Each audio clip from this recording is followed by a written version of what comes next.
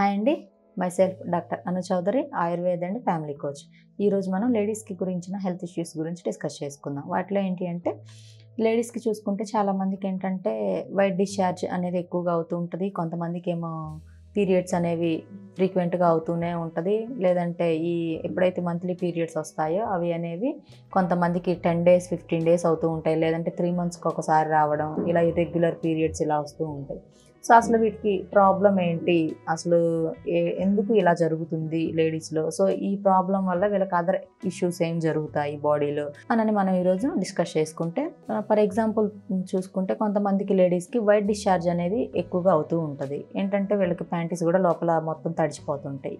So ఒకటి, కొంతమందికి ఏంటంటే కర్డీగా అవుతుంది, ఇంకొంతమందికి చూసుకుంటే ఎల్లోయిష్గా అవుతుంది, కొంతమందికి బ్రౌనిష్గా అవుతుంది.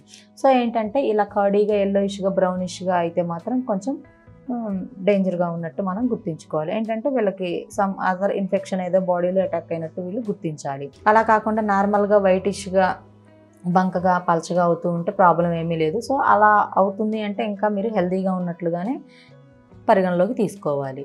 ఏంటంటే కొంతమందికి హార్మోన్స్ మంత్లీ పీరియడ్స్కి ఒక 1 week ముందు అలాగా ఎక్కువగా అవుతూ ఉంటుంది. ఏంటంటే ఆ టైంలో హార్మోన్స్ అనేవి ఓవర్గా రియాక్ట్ అవుతూ ఉంటాయి. సో అలా ఓవర్గా రియాక్ట్ అయిన టైంలో ఈ వైట్ డిశ్చార్జ్ అనేది అయితే ప్రాబ్లం ఏమీ ఉండదు. అలా కాకుండా ఎప్పుడు అవుతూ ఉంటే మాత్రం కొంచెం దానికి మీరు జాగ్రత్తగా ఉండడానికి ట్రై చేయండి.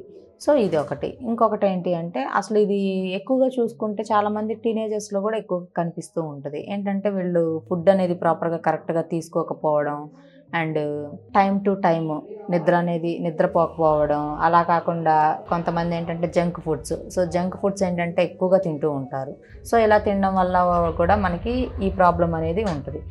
అండ్ ఇంకొకటి ఏంటి అంటే మనం టీనేజర్స్ని ఇలా చూసుకుంటే వీళ్ళు కొంచెం వాటర్ కంటెంట్ అనేది ఎక్కువగా ఉండే ఫుడ్ తీసుకోవాలి. వాటర్ కంటెంట్ ఉండే ఫుడ్ తీసుకోవడం, కొంచెం మంచినీళ్ళు అనేవి ఎక్కువగా తీసుకోవడం, శరీరం పైన తేమ ఉండడం, అండ్ మౌత్లో కూడా కొంచెం తేమ ఉండేలా చూసుకోవడం. కొంతమందికి లిప్స్ డ్రై అయిపోతూ ఉంటాయి. సో ఇలాంటి వాళ్ళు కూడా కొంచెం మంచినీరు ఎక్కువగా తాగడం, అండ్ యూరిన్ అనేది కనీసం రెగ్యులర్గా మార్నింగ్ డే టైంలో చూసుకుంటే 3-4 times అలా యూరిన్కి వెళ్ళడం, ఇలా చేస్తూ ఉండాలి.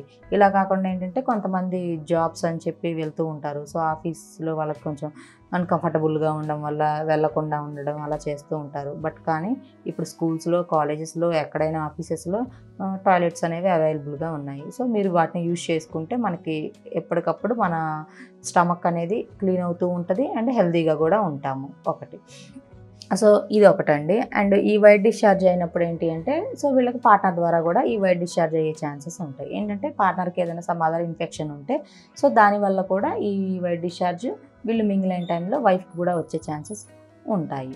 సో ఈ విధంగా ఈ వైట్ డిశ్చార్జ్ అనేది ఎక్కువగా కేసెస్లో చూస్తున్నాము. సో ఈ విధంగా అయిన వాళ్ళు ఏం చేయాలి అని అంటే వీళ్ళు న్యాచురల్గానే మనం రెగ్యులర్గా రైస్ కుక్ చేసుకునే టైంలో గంజి ఉంటుంది. సో ఈ గంజిని వీళ్ళు ఏం చేయాలంటే దాంట్లో కొంచెం చిటికెడు పసుపు, ఉప్పు వేసేసుకొని ఆ గంజిని మార్నింగ్ అండ్ ఈవినింగ్ కనుక తీసేసుకుంటే సో వీళ్ళకి ఈ వైట్ డిశ్చార్జ్ ప్రాబ్లం అనేది కొంతవరకు క్యూర్ అవుతుంది.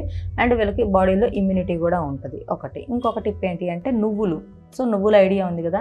సో ఈ నువ్వులకి చాలా ప్రాముఖ్యత ఉంది మన పురాణ గ్రంథాల్లో కూడా. సో ఈ నువ్వుల్ని ఏంటంటే డైలీ 1 spoon నువ్వుల్ని కనుక తీసుకుంటే వీళ్ళకి సంతానం కూడా కలుగుతుంది అండ్ ఈ ప్రాబ్లమ్స్ కూడా క్యూర్ అవుతాయి. వీళ్ళు హెల్తీగా ఉంటారు అండ్ బోన్స్ కూడా వీళ్ళకి స్ట్రాంగ్గా ఉంటాయి ఈ నువ్వులు తీసుకుంటే. సో ఎవరైనా ఈ ప్రాబ్లంతో బాధపడే వాళ్ళు స్కూల్ మీద కనపడుతున్న నెంబర్కి కాల్ చేసి అపాయింట్మెంట్ తీసుకోండి. అండ్ హైదరాబాద్ సనత్ నగర్లో క్లినిక్కి ఇక్కడికి వచ్చి కన్సల్ట్ అవ్వచ్చు. Thank you.